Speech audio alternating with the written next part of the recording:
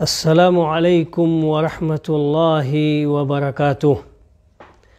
الحمد للہ رب العالمین والصلاة والسلام علی اشرف الانبیاء والمرسلین محمد وعلی آلہ وصحبہ اجمعین ومن تبعہم بإحسان الی یوم الدین، اما بعد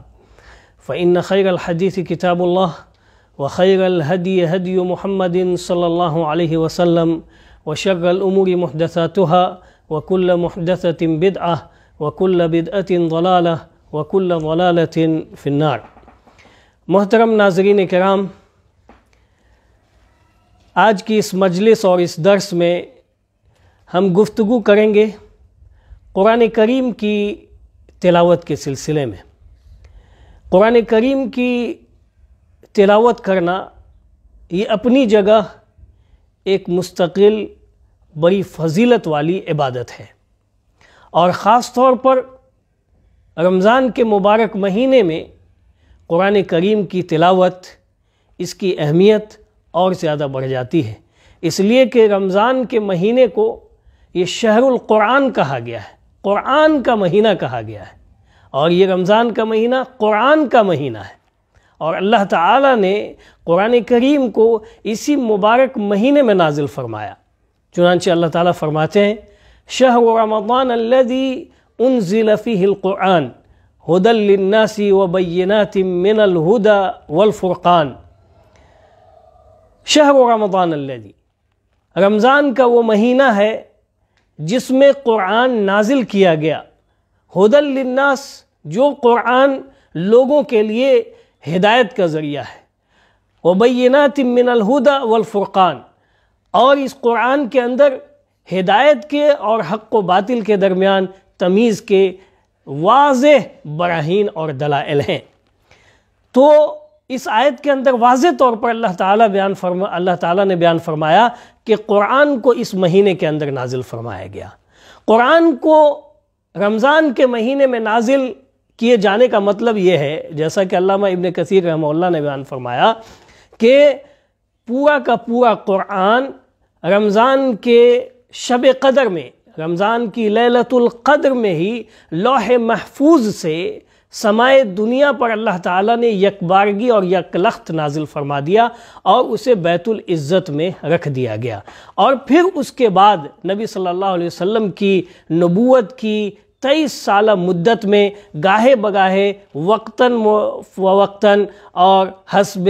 مناسبت یہ قرآن 23 سال کی مدت میں نازل ہوتا رہا، اور جب اللہ تعالیٰ نے دنیا کے اندر بھی قرآن کو نازل کیا تو وہ لیلۃ القدر، شب قدر کو ہی اختیار کیا۔ اسی لیے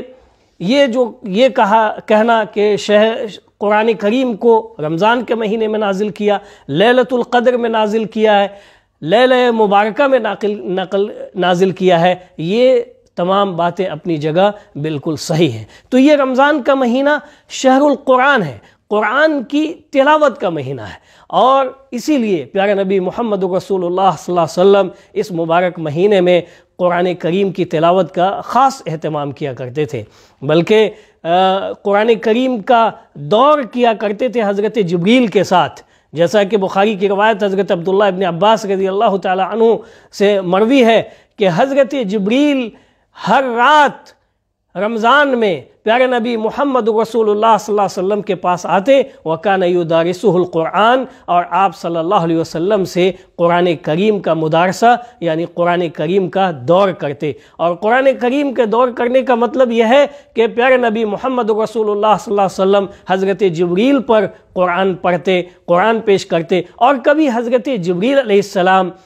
پیارے نبی محمد رسول اللہ صلی اللہ علیہ وسلم کے اوپر قرآن کریم کو پڑھتے، اور ہر رات حضرت جبریل پیارے نبی صلی اللہ علیہ وسلم کے پاس رمضان کے مبارک مہینے میں تشریف لاتے۔ اور ہر سال رمضان کے مہینے میں قرآن کا مدارسہ کرتے، دور کرتے۔ اور صحیحین کی روایت حضرت فاطمہ رضی اللہ تعالی عنہ سے ہے کہ جس سال آپ صلی اللہ علیہ وسلم کی وفات ہوئی اس سال آپ صلی اللہ علیہ وسلم نے قرآن کریم کا 2 مرتبہ دور کیا، یعنی پیارے نبی صلی اللہ علیہ وسلم کے پاس حضرت جبریل 2 مرتبہ آئے اور 2 مرتبہ قرآن کریم کا دور کیا، مدارسہ کیا، 2 مرتبہ من اولی الی آخری قرآن کریم کو ختم کیا۔ تو اس سے یہ پتہ چلا کہ پیارے نبی محمد رسول اللہ صلی اللہ علیہ وسلم خود بھی قرآن کریم کی تلاوت کا خاص اہتمام کرتے تھے، اور اسی لیے اپنی امت کے لوگوں کو، اپنی امت کو قرآن کریم کے پڑھنے کی ترغیب دی، اور کہا، حضرت ابو امامہ الباہلی رضی اللہ تعالیٰ عنہ کی روایت ہے صحیح مسلم کے اندر کہ آپ صلی اللہ علیہ وسلم نے فرمایا، اقرأوا القرآن فإنه يأتي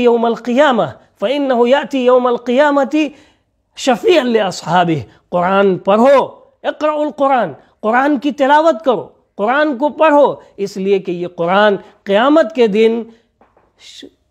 پڑھنے والوں کے لیے شفاعت کرے گا اور شفیع بن کر کے آئے گا۔ تو پتہ یہ چلا کہ یہ قرآن کریم قیامت کے دن شفیع اور شفاعت کرنے والا ہوگا۔ دوسری روایت کے اندر موجود ہے کہ روزہ اور قرآن یہ دونوں اللہ رب العالمین کے پاس سفارش کریں گے، اور قرآن یہ کہے گا کہ اللہ منعتہ من النوم فشفعنی فی، کہ اللہ میں نے اسے نیند سے اور دیگر چیزوں سے روکے رکھا ہوا تھا تاکہ یہ قرآن پڑھے، اور یہ مجھے پڑھ رہا تھا، فشفعنی فی، اس لیے اس کے حق میں میری سفارش کو قبول فرمائیے، اور اللہ رب العالمین قرآن کریم کی سفارش کو قبول فرمائیں گے۔ تو ناظرین کرام، محترم بزرگوں، اس مہینے کے اندر خاص طور پر قرآن کریم کی تلاوت کا اہتمام کرنا چاہیے، اور روزے کے مستحب آداب میں سے یہ ہے کہ ہم اس حالت میں زیادہ سے زیادہ قرآن کریم کی تلاوت کریں، اور جتنی زیادہ قرآن کریم کی ہم تلاوت کریں گے اتنا زیادہ ہمیں اس کا اجر اور ثواب اللہ رب العالمین کی جانب سے عنایت کیا جائے گا۔ قرآن کریم کی تلاوت بہت بڑے اجر و ثواب کا یہ باعث ہے۔ آپ دیکھیے بہت ہی مشہور حدیث جو کہ ترمذی کی حسن درجے کی اور صحیح درجے کی روایت، حضرت عبداللہ ابن مسعود رضی اللہ عنہ اس کے راوی ہیں، کہتے ہیں کہ رسول اللہ صلی اللہ علیہ وسلم نے فرمایا، من قرأ حرفا من کتاب اللہ فلہ حسنہ والحسنۃ بعشر امثالہا، کہ جس نے اللہ کی کتاب سے ایک حرف کی بھی تلاوت کی، فلہ حسنہ، تو اس کے لیے نیکی ہے، اور نیکی 1 گنا سے لے کر کے 10 گنا تک اس کا اجر و ثواب دیا جاتا ہے۔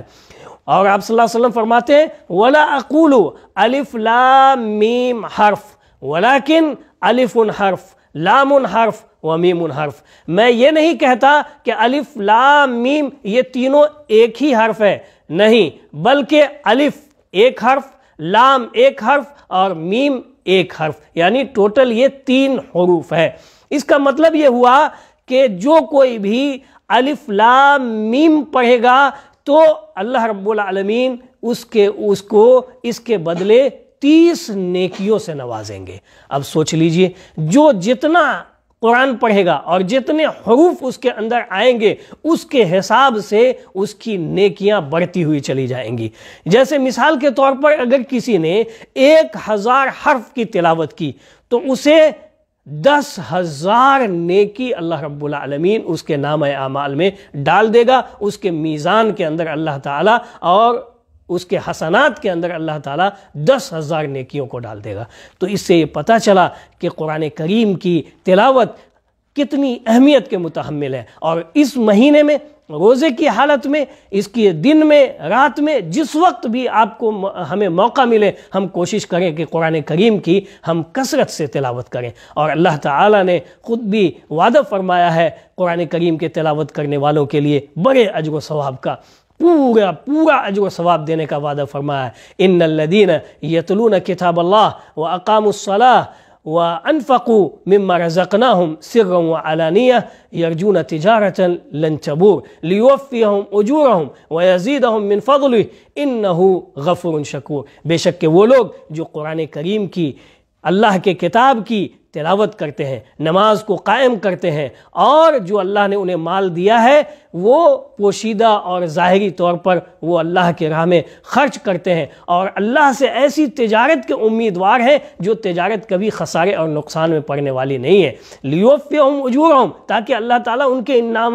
ان عملوں کا، ان نیکیوں کا پورا بدلہ عنایت فرمائے، وَيَزِيدُهُم مِّن فَضْلِ، اور اپنے فضل سے مزید اضافہ فرمائے۔ بے شک اللہ تعالیٰ بہت زیادہ بخشنے والا ہے اور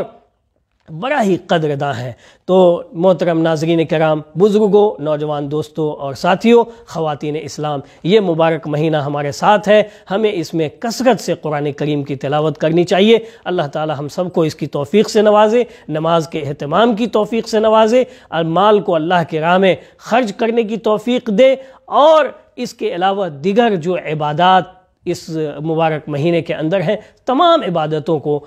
بجا لانے کی توفیق ارزانی نصیب فرمائے، آمین۔ وآخر دعوانا ان الحمد للہ رب العالمین۔